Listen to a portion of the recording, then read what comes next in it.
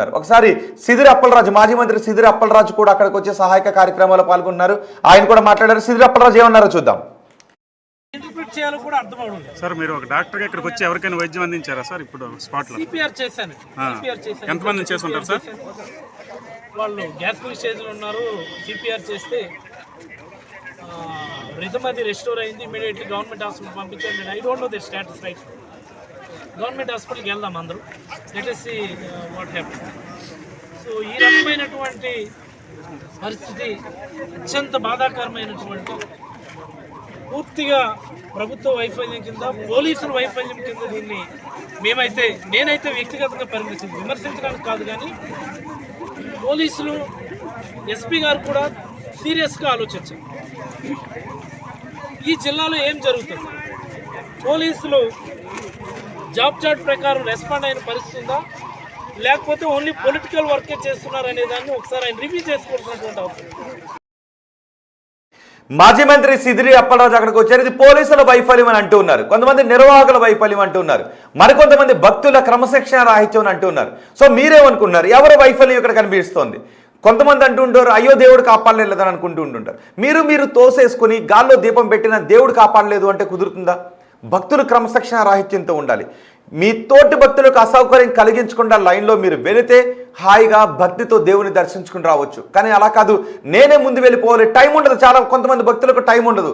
త్వరగా దేవుని దర్శించుకుని వచ్చి మిగతా పనులు చూసుకోవాలి. దైవ దర్శనానికి వెళ్ళేటప్పుడు త్వరగా దేవుని దర్శనం చేసుకుని బయటకు వచ్చేసి మిగిలిన భక్తులకు అసౌకర్యం కలిగిన పర్లేదు, తోసుకు ముందుకు వెళ్ళిపోవాలా? ఒక క్రమశిక్షణ రాహిత్యం వల్ల ఇలాంటి ప్రమాదాలు జరుగుతుంటుంటాయి.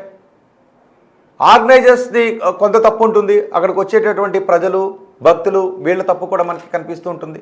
అంతిమంగా వెళ్ళి దీనికి ఎవరిని బాధ్యులను చేద్దామా అనే కొంతమంది వెతుకుతుంటుంటారు. దేవుడే దీనికి బాధ్యులని కొంతమంది అంటారు.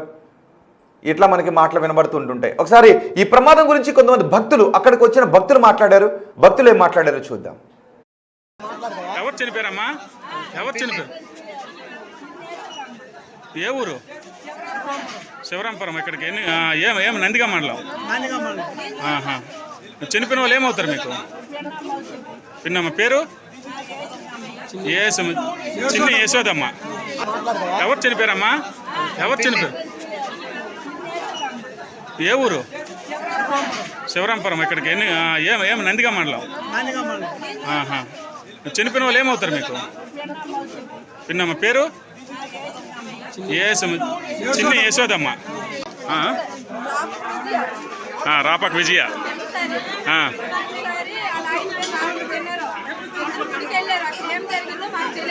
ఇప్పుడు చనిపోయిన వాళ్ళు ఉన్నారు ఇందులో.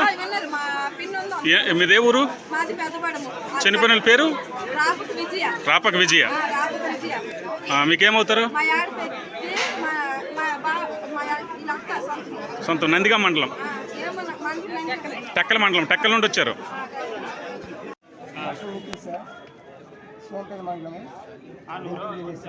మీ అబ్బాయి పేరు?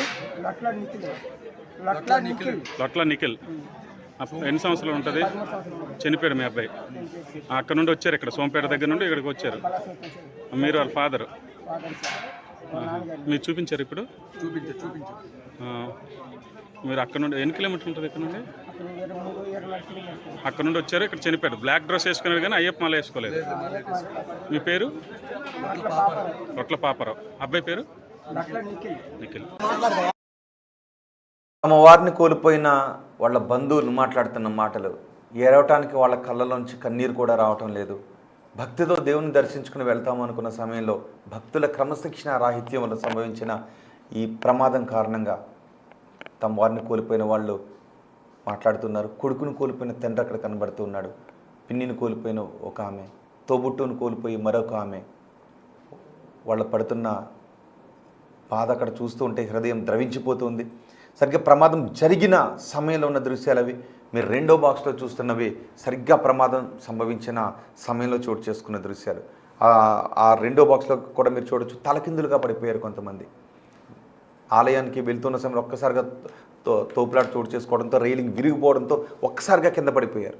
అందులో మిగిలిన వాళ్ళు వాళ్ళపైన పడిపోవడంతో, పొట్టపైన, ఛాతీపైన పడిపోవడంతో ఊపిరాడక కొంతమంది చచ్చిపోయారు.